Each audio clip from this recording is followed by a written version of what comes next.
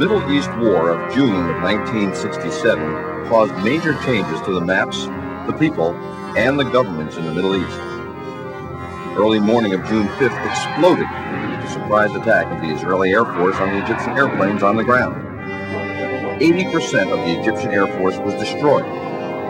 By June 7th, Israel had destroyed the air forces of Egypt, Syria, and Jordan. They had control of the Sinai Peninsula, Jerusalem, the West Bank, and Gaza.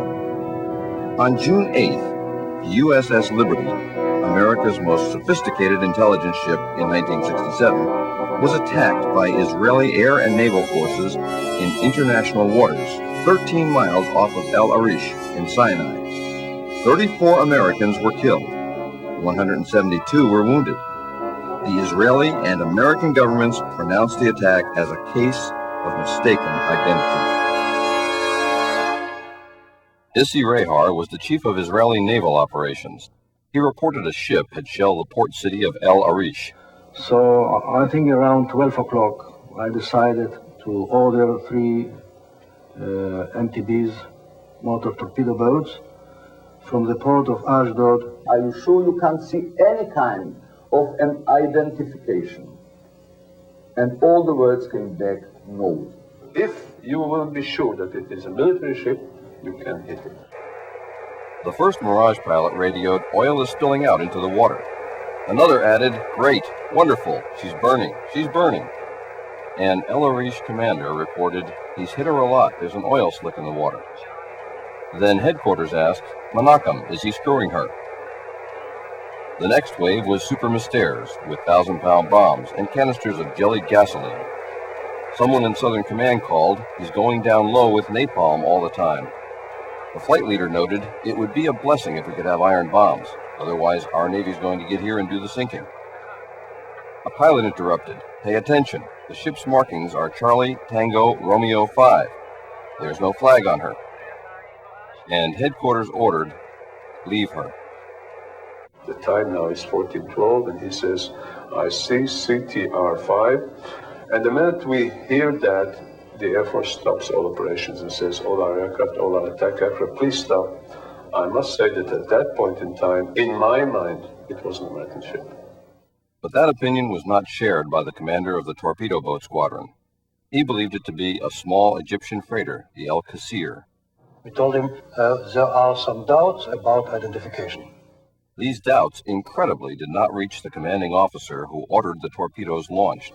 That order did not reach the commanding officer on the bridge where you launched the torpedoes. At about the range of 1,000 yards, or a little bit more than 1,000 yards, I ordered to prepare the torpedoes and ordered that all commanders will take the action of firing torpedoes. This is the story of the attack on the Liberty, told by Israeli and U.S. government sources. Now, we are going to show you what really happened. The survivors of the 294-man crew of the USS Liberty will tell you their story.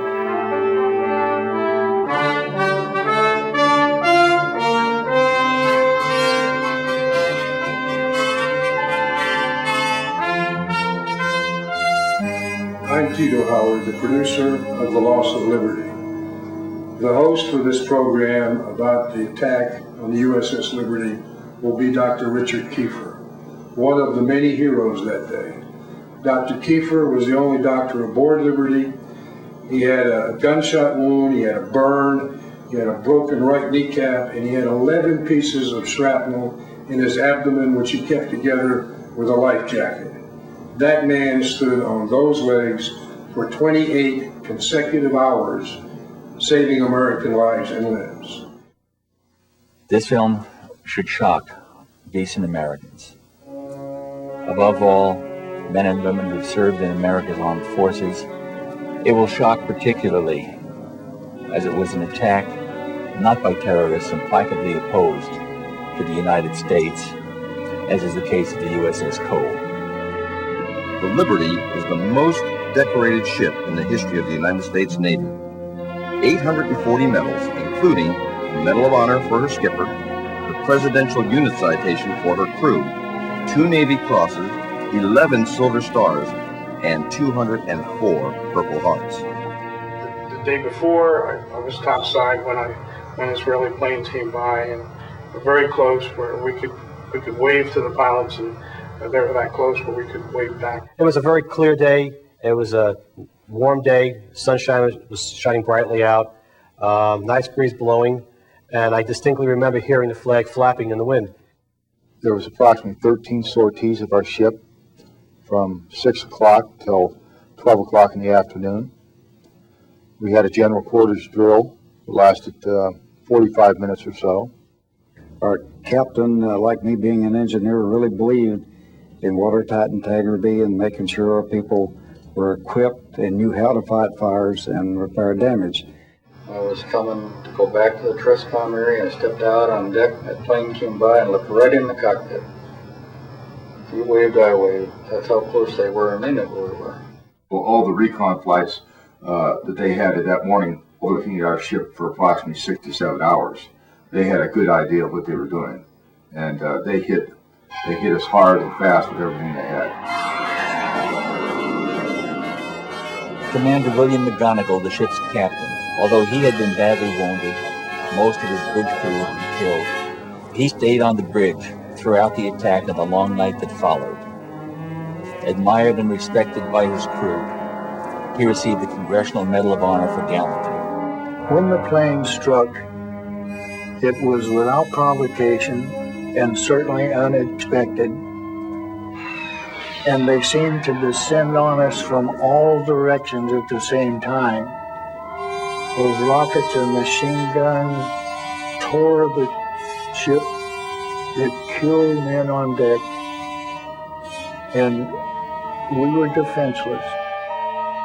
I heard this big bang, and there was bullet holes all behind in the cushions of the couch that I just left. And by the time I got to the door of the wardroom, the skipper was on the PA system that we were under attack by unknown forces, man your battle stations. Then the regular general quarters sound alarm went off, and right across the hatch from the wardroom is where I would go through, down through decks to my station. When I went through there was one rocket that came through and helped me to get down 2 floors in a dadburn hurry. When I got up off my knees down there, well, we were well under attack.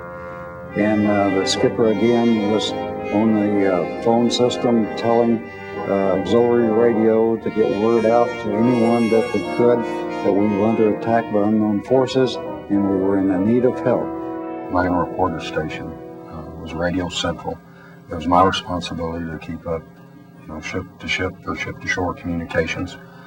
And out on deck in Radio Central, we were taking rounds through the bulkheads. There was a 2 55-gallon drums of gasoline just outside the bulkhead on the 01 level that had caught fire from the strafing run, and that was heating that outside bulkhead and peeling the paint off on the inside. There was a lot of smoke in the compartment.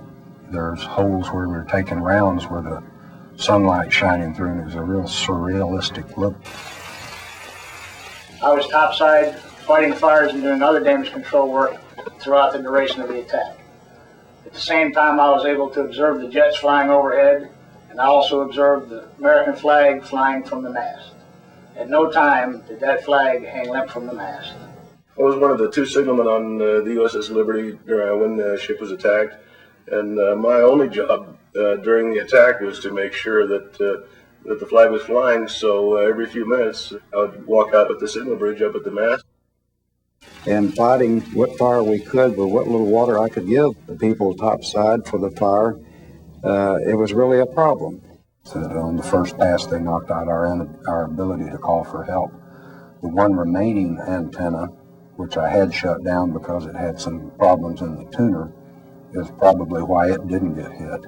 I had to jury-rig a coaxial cable directly from the transmitter to the antenna.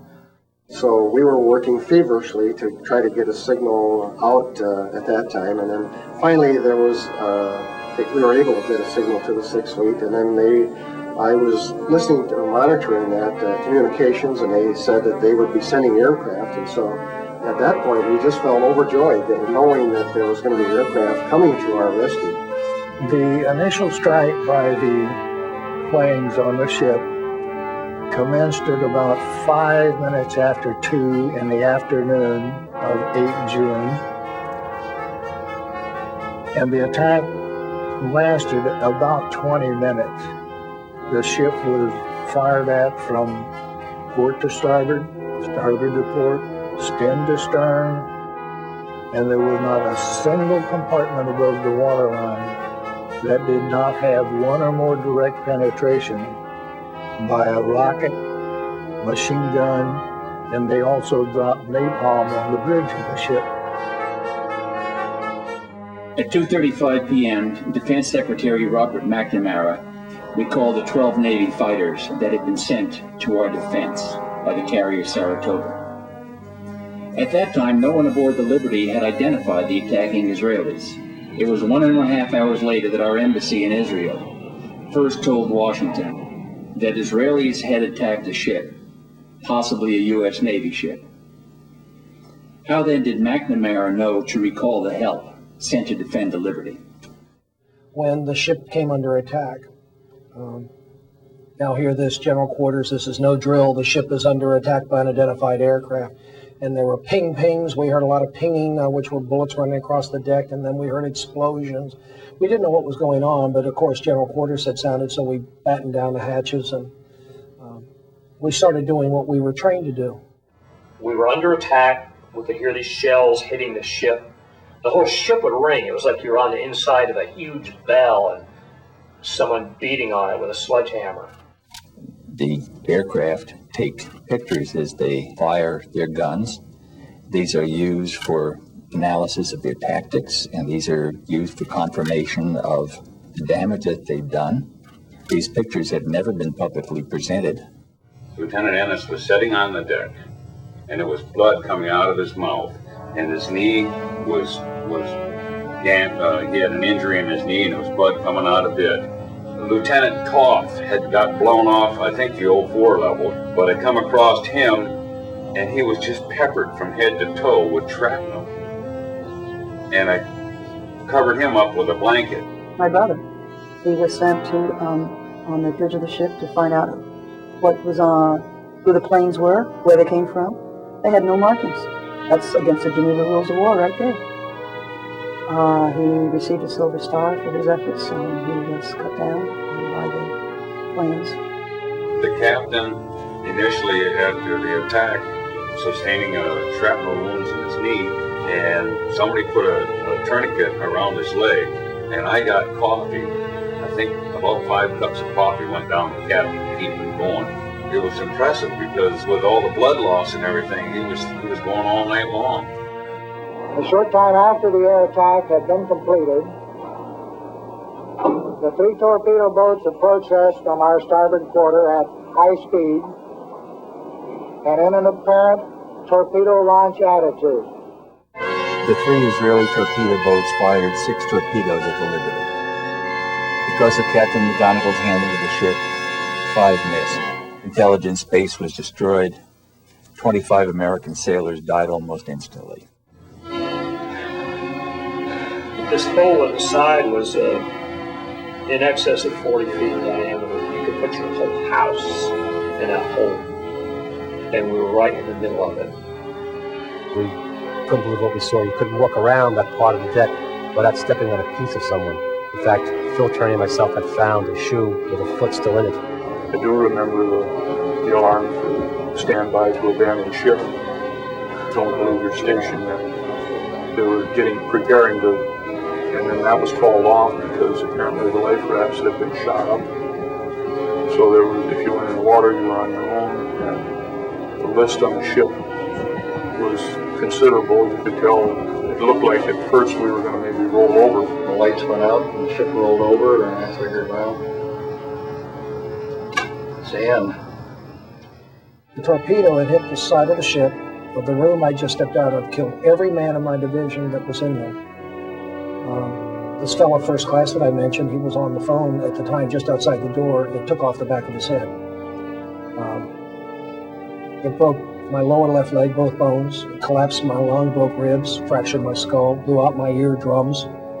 We took the guy down below, and I don't know how many runs I made up and down, carrying wounded. And I saw all the bodies laying there on the tables where Dr. Kiefer had been working on. I was told that he was in the officers' wardroom operating on more people.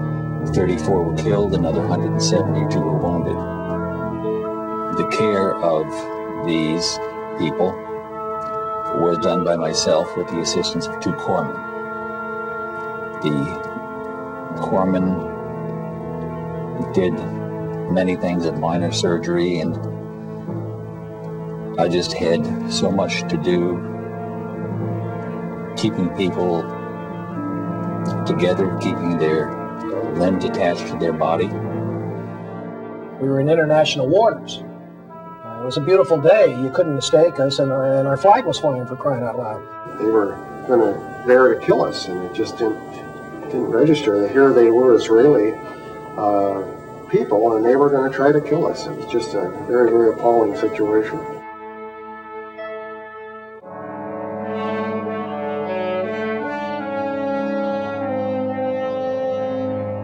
A strange quiet descended on the Liberty crew. After the explosion, the pounding of machine gun bullets slowed and stopped. Fires were put out. The stunned, angry, and exhausted crew caught their collective breath. Limping at 5 knots toward sanctuary several hundred miles to the north, they had somehow survived one of the most ferocious sustained attacks ever on an American ship. 34 were dead, 171 were wounded. All survivors had mental scars. There is not one single life left. The wounded are treated. Sailors remember that they were promised help. They expected that help. That help, in the form of Phantom jets from the USS Saratoga, was on its way. It never arrived. It would be the next morning, 17 hours after the attack began, before they would see an American face. Finally, the USS Davis, and later the USS Massey, came alongside the Liberty. Many of their sailors wept as they boarded the Liberty, saw open decks stained with American blood, and parts of American bodies on the deck. Helicopters from the USS America arrived several hours later to medevac the most seriously wounded Liberty sailors back to that carrier. The air attack by 2 squadrons of Israeli aircraft, French-built Mirage 3s and Super Mystères, 821 rocket and cannon holes were found in the Liberty. Canisters of napalm had torched the ship. After the ferocious air attack, Liberty was pounded by 3 Israeli torpedo boats. One of their 6 torpedoes struck the Liberty, left a gaping hole at the water line. There were thousands of holes from armor-piercing machine gun bullets. They sank life rafts, shot at firefighters and stretcher bearers, at the bridge, and into the engine room. Dr. Kiefer and his pharmacist mates performed in heroic fashion, as did all of the crew. About the same time, Israeli land and air forces attacked the Golan Heights in a well-planned and executed strike. The attack, the recall, the jamming, pounding, the torpedoes. Somehow the Liberty survived. And almost immediately, the second part of the outrage, the cover-up by the Israeli and the American government, began. I had to go to work at midnight, and I'm trying to sleep, just thinking about how we had been so shafted by our government, the Israeli government, told to shut up, no chance to talk to one another. And it angered me. It really, really angered me. On the day of the attack, I tried to coordinate communications. The Israelis had taken out all of our transmitting antennas. My RMs, not knowing any better during the strafing runs, was stringing long wires so that we could get an SOS out. And thanks to them, the ones that survived, we did get an SOS out to the USS America. Without George Golden, the ship would have sunk. Had it sunk, I assume when debris washed ashore the next day, it would have been blamed on Egypt. Many, many miracles that day. I shouldn't be here. After watertight integrity had been established and the hatch had been sailed, they reopened it as I floated by. Bud Schnell, went down and pulled me out. What was supposed to be. None of us should be alive. Much to my dismay, I personally witnessed the machine gunning of life rafts as they floated by the Israeli torpedo boat crew members, raked the life raft thoroughly with machine gun fire, making sure that if there had been anyone in the life raft, they would not have survived. After the Israeli torpedo blew a huge hole in the Liberty, the last 3 life rafts were put over the side. Israeli torpedo boats sank 2 of those rafts, took the 3rd aboard. We were left with no rafts, nothing that could float. Shooting life rafts on a ship in distress is a war crime. Worst of all is what our government is doing to cover all this whole thing up. When I heard that Johnson, in the heat of the battle, was telling the Admiral Geis of the 6th Fleet that he didn't give a damn if every man drowned and the ship sinks. He said, I don't give a damn if every man drowns and the ship sinks. I don't want to embarrass our allies. That made me sort of wonder, with unmarked planes, how did he know it was our allies? So we should have had planes on site 45 minutes into this 2-hour attack, and they never showed. So did Israel apologize and then continue to attack us for an hour and 15 more minutes, or were we being lied to as to the conditions of why they recalled the planes? And because of the top secret operation of Liberty and it being the sensitivity of it being Israel, our closest ally, who accidentally attacked the ship, that we are ordered not to grant any interviews.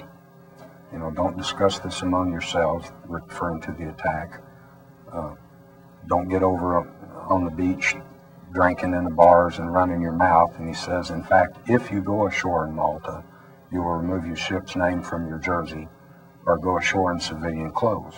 Well, another light goes off in my mind. Here's a flag admiral in the middle of the gung-ho 6th Fleet telling enlisted men to go ashore in civilian clothes that we're not even authorized to possess.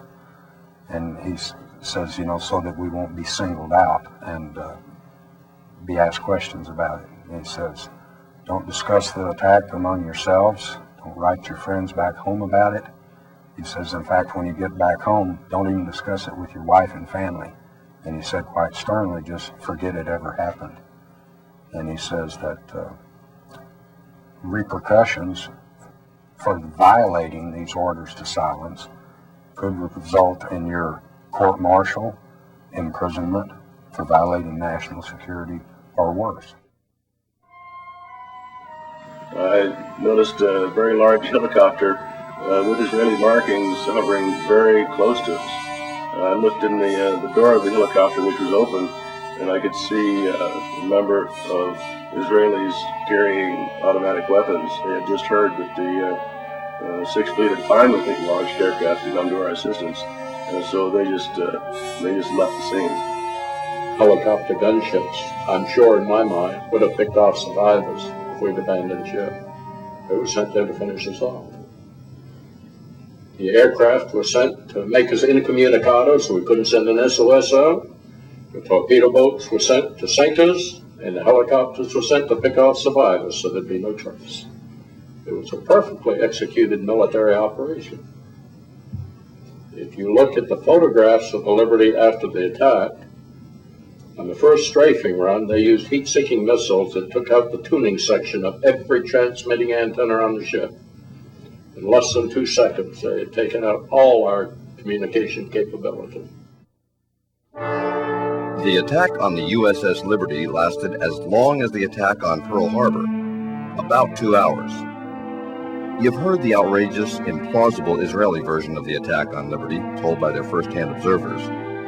You've heard what actually happened, told by the valiant Liberty crew.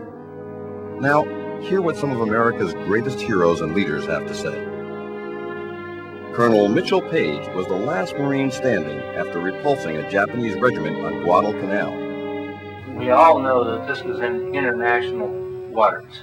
It was an unprovoked, intentional attack on a U.S. vessel with one objective: to sink it and kill all aboard. Unprovoked attack. I think it was dastardly.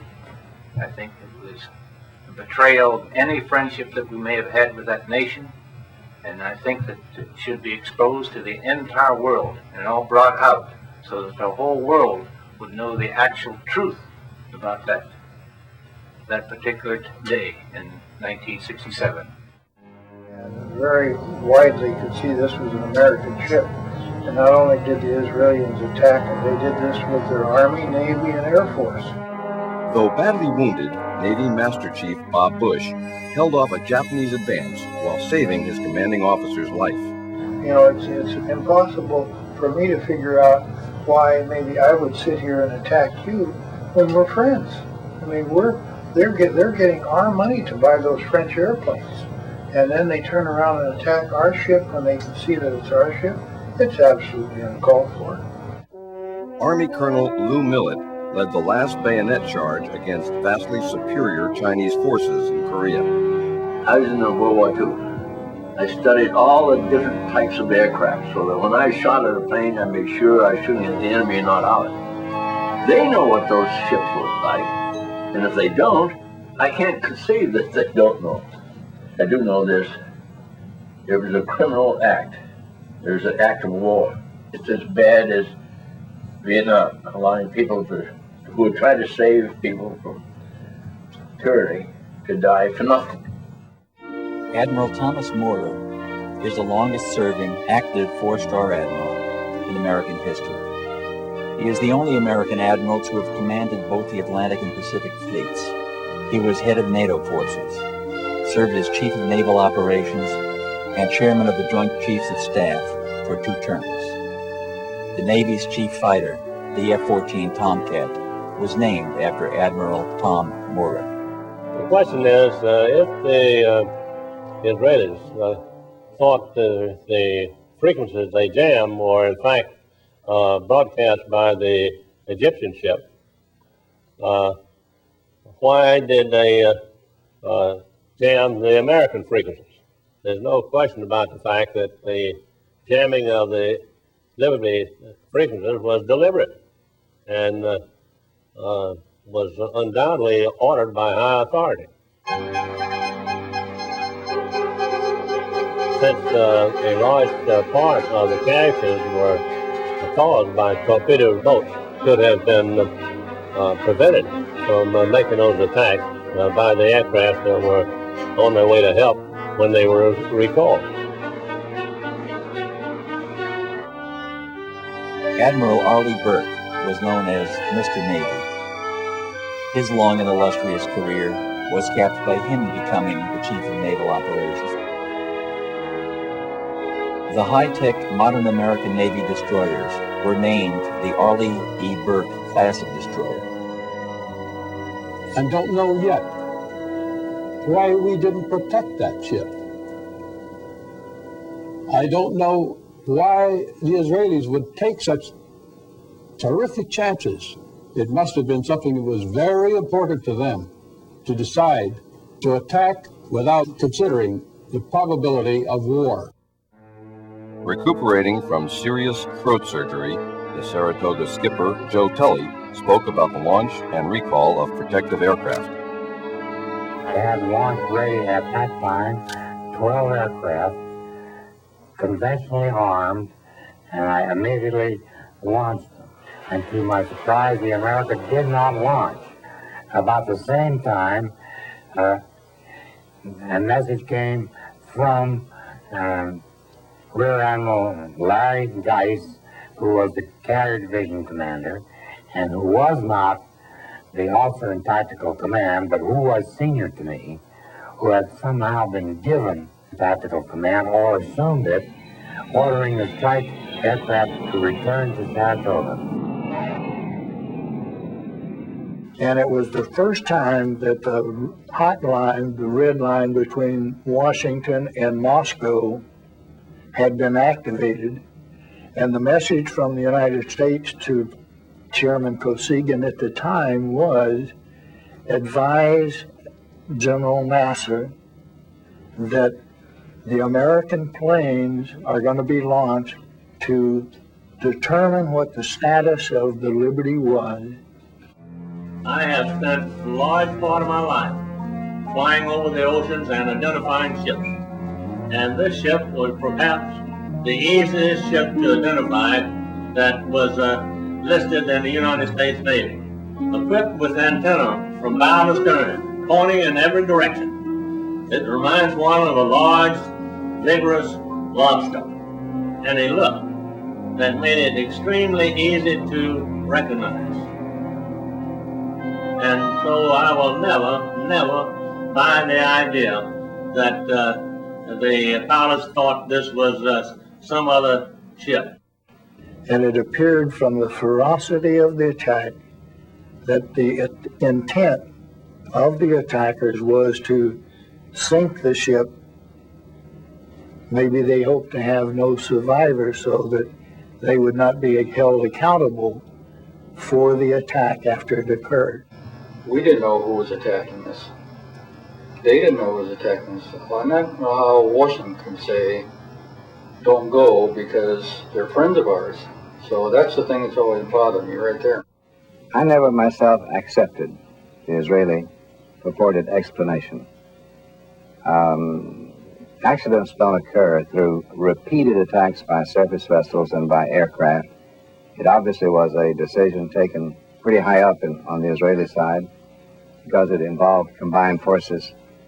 The ship was flying an American flag. Even if it had been unidentified from an Israeli point of view, it was a reckless thing for them to do. Suppose it had been a Soviet ship. That could produce very large problems indeed. George Ball, the brilliant and courageous Undersecretary of State at the time of the '67 war, wrote about the attack on the Liberty subsequently. He said, "The ultimate lesson of the Liberty attack was that it had far more effect on policy in Israel than in America. Israel's leaders concluded that nothing they might do would offend the Americans to the point of reprisal. If America's leaders did not have the courage to punish Israel for the blatant murder of American citizens, it seemed clear that their American friends would let them get away with almost anything."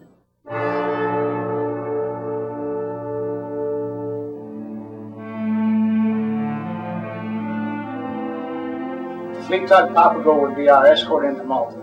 The divers rigged a large canvas over the torpedo hull, and it was secured in place using ropes that were passed under the hull and over the main deck. Once the canvas was in place, the Liberty could proceed under its own power towards Malta.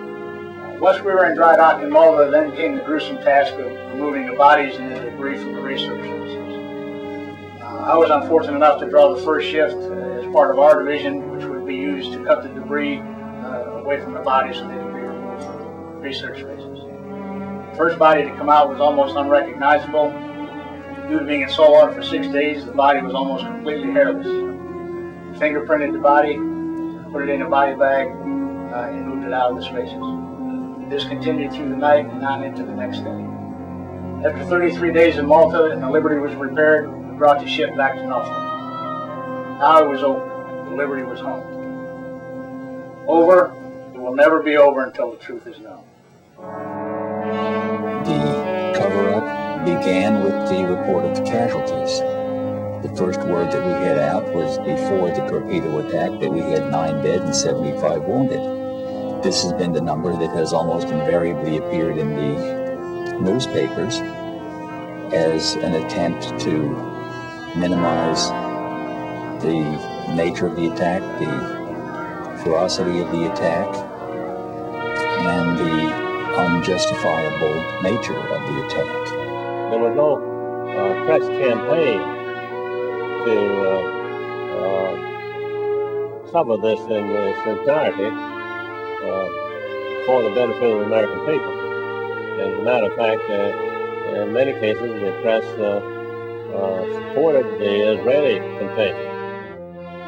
Future Judge Advocate General of the Navy, Rear Admiral Merlin Starring, was given less than 24 hours to review the 600-page Court of Inquiry report. In the course of my career as a Navy lawyer, I have been called upon to review and take actions upon hundreds of investigations of various degrees of importance and volume. This is the only instance in which a record of such an investigation has been withdrawn from me after I had been asked to review it and had not been given an opportunity to complete my advice to the convening authority. As you know, it's a voluminous document. And one of the things that I initially had difficulty with, and still do, is the fact that the very first statement of fact that the court arrived at and presented was this: available evidence combines to indicate the attack on Liberty on 8 June was in fact a case of mistaken identity. Now, that is the sort of thing in this record that I found great difficulty in supporting from the evidence that was included. I'm convinced that it was withdrawn from me in this instance because of my statement to Captain Boston that I was having serious problems with the evidence that was available to support the statements of fact. In the subsequent cover-up, the Israelis maintained that they thought the Liberty was the small Egyptian freighter, the Al-Qusair. This is not credible. Not only was the Liberty flying a large American flag, but it was 5 times as large as the Al-Qusair, and its profile was unique. It bore no resemblance whatsoever to the Egyptian ship. Tordella was the deputy director at the time of the attack. Tordella, when he received a copy of the Israeli mistake explanation, wrote across the top of it a nice whitewash. He didn't believe it at all. And he later wrote another memorandum for the record indicating that he thought that the most likely explanation was that the Israelis attacked the Liberty because they didn't want the Liberty to hear what was going on in the Sinai. And this is the highest professional at NSA. In addition, the director of NSA at the time, Marshall Carter, told me that he thought it was deliberate.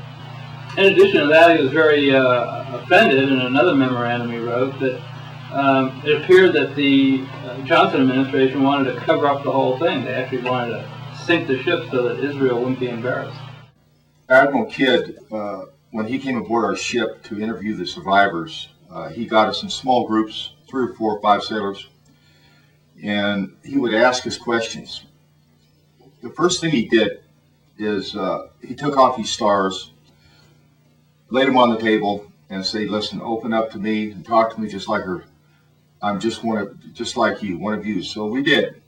We trusted him. We opened up with our hearts. We told him exactly the way we felt, what happened, what we saw. And when that was done, he put his stars back on his lapel, and he ordered us not to say anything to anybody, our families, friends, shipmates, anyone. If we did, we faced the possibility of a court-martial, penitentiary, or worse, and everyone knew what worse meant. Actually, he scared the death out of me. I didn't talk about the attack to anyone for almost 20 years. Not knowing why they did this, and not having our government back us, then and now. It's an open sore. It's festering to this day. It's not going away. I think it's important that we do have an investigation. I would never give up on that until I'm too old to come to these things. It needs to be done. Pete Bucher from the Pueblo said he wouldn't even have gone if he could have known what really happened to us. All he knew was some piddly little thing he heard about on the news. In late 1991, Dwight Porter, who was ambassador to Lebanon during the 1967 war, told columnists Evans and Novak that immediately after the attack on the Liberty, the CIA station chief handed him intercepted messages between the Israeli war room and their planes. The pilots were given orders to attack the ship, and they replied immediately that it was an American ship. The Israeli headquarters responded, "You have your orders, attack the ship." The pilots tried once again, "But it's an American ship. We can see its flag." And headquarters insisted, "You have your orders, attack it." And attack it they did, and the consequences are well known. But one of the things I found out was that that had never been discovered before was the fact that at the time the Liberty was attacked, the NSA also had an eavesdropping plane flying high above the scene of the action. It was an EC-121, and during the entire course of the war, the U.S. had eavesdropping planes going over the area, collecting signals, eavesdropping on what was going on below. And this plane was flying right over the scene of the attack. And I talked to two of the crew members of the plane, and both of them agreed that what they heard were comments from both the pilots and the torpedo boat personnel mentioning the U.S. flag.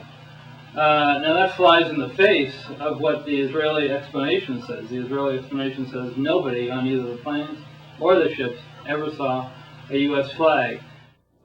Evans and Novak got further confirmation of the Israeli attack from an American-born Israeli major, Seth Mintz, who was in the Israeli war room at the time of the attack. He told the reporters, quote, "Everyone felt that it was an American ship and that it was the Liberty. There were comments about the markings, about the flag. Everybody in the room was convinced it was an American ship," unquote. Mintz told Evans and Novak that the Israelis were guilty of an outrage. True. But the American suppression of the truth was an equal outrage. Well, at the time, the Liberty was off the coast of the Sinai, off the coast of where El Arish was on the Sinai Peninsula. According to Israeli military historians who wrote reports of it at the time, and other eyewitnesses, the Israeli military was killing prisoners, Egyptian prisoners, committing war crimes, desperate acts of war crimes in order to, so they wouldn't have to transport the prisoners because they had no place to put the prisoners. They decided to take the most expedient method and just kill them.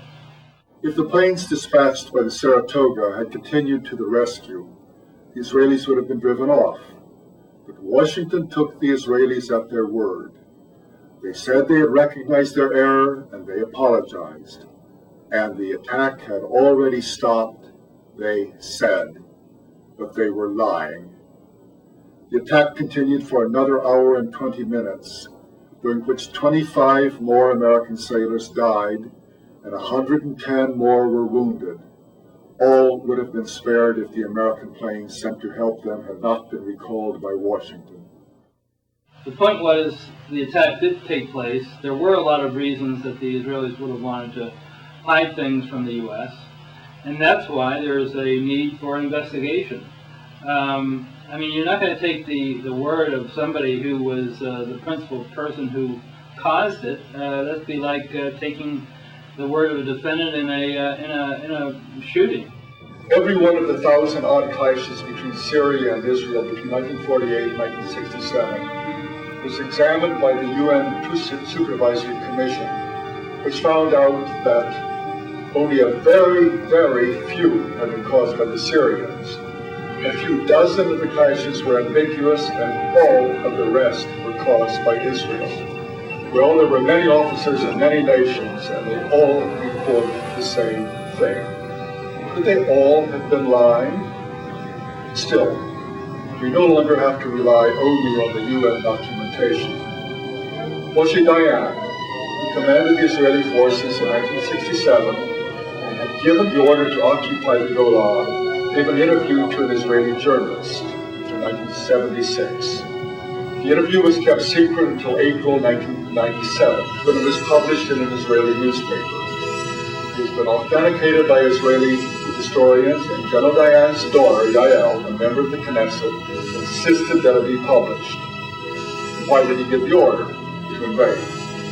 Essentially, it was because of pressure from the would-be settlers in the Golan, who convinced Levi Eshkol, the Israeli Prime Minister, to occupy the heights and the fertile lands beyond. And when asked if that were all there was to it, Dayan replied, "I can tell you with absolute confidence that they were not thinking about security. They were thinking about the heights land. I saw them. I spoke with them. They didn't even try to hide their greed for that land." The best one is the one where they wanted to go on Heights. And Johnson said, that's enough. And they needed another day to get the Golan Heights, which they still have, which I didn't think you were supposed to do, take land from another country and keep it. If we could get the truth of the liberty out, that it would change history, I think, in this country. I absolutely can't see why our American newspapers and TV people have helped to cover this up, but not covering some of our stories. The Navy Board of Inquiry would not admit testimony about the jamming, the recall of the unmarked planes, the shooting of life rafts, and other material that we tried to present. They asked questions. We were allowed to answer those questions, period. They put me into a ward with 12 to 13 other patients, and within 30 minutes they removed me from that ward and put me into a single room. I noticed that I had a name tag with Smith on, and right after I noticed that, an officer came in and told me that from now on my name is Smith. I was never on the Liberty, and I was never ever to talk about it to anyone. I still have 53 pieces of shrapnel in me today. Never before has the U.S. Navy ignored eyewitness testimony of American military to accept on faith the story told by their attackers. Certain entries in the ship's log of June 8th have raised serious questions. Nobody knew who was wounded or how severely. This had not been established until days after reaching Malta. The log also minimized the duration of the attack by over an hour and a half, conveniently fitting the Israeli version. It then documented the number of wounded, not as the actual 172, but at the widely published media figure of 75. There should be a congressional committee, both Senate and House, to examine all the data available. And it's getting late to do this because Mike McGonigal, God bless his soul, is gone. I know that Bill was on board the USS Liberty, and the ship was off the coast, the Gaza Strip, as I recall, and yet our government put it in writing in the United States Senate book of Congressional Medal of Honor recipients that he received his medal for action in Vietnam. Now, to me, that is one of the worst cover-ups in American history. How low can our government go? And it's something that I'd like to see totally investigated and a closure of this issue, because I think President Johnson was the villain on it. I think he recalled the people that were to defend this ship. I have never accepted the Israeli explanation, and as far as I'm concerned, the affair of the USS Liberty remains a scar on the relations between Israel and the United States. Things like this don't happen. Things are caused to happen. There must be some reason why more is not known. There must be some reason why we didn't react more deliberately, more directly, more positively, as we have reacted many times in our history before and since. As a Marine, I'm proud to say that 3 members of the Liberty crew were Marines. 2 of them died that day, but Bryce Lockwood was decorated for saving sailors' lives. And Bill McGonigal, the skipper of the Liberty, was awarded the Medal of Honor for action above and beyond the call of duty. And I firmly believe, after review of the documentation of this film, that an in-depth, honest investigation, inquiry into what really happened that day is owed to the members of the crew, their family, and all Americans. We need to take some very serious efforts to bring out the full story. And on that basis, I would certainly recommend that we pursue this with diligence. We go to the Congress and urge them to conduct a formal, complete investigation to get the full story about the loss of our great ship, the Liberty. In the case of the Liberty, this is the first time, to my knowledge, where a United States warship has been attacked without warning, and no action whatever was taken to investigate this situation on the part of the Congress. I have urged this over and over again, and I still think that the attack on the Liberty warrants a full-fledged investigation by the Congress of the United States. Those murdered that day must not have died in vain. The plea for justice by the Navy's most decorated crew should forever haunt us. Americans must never forget this second day of infamy and our own unbalanced foreign policy in the Middle East that precipitated it.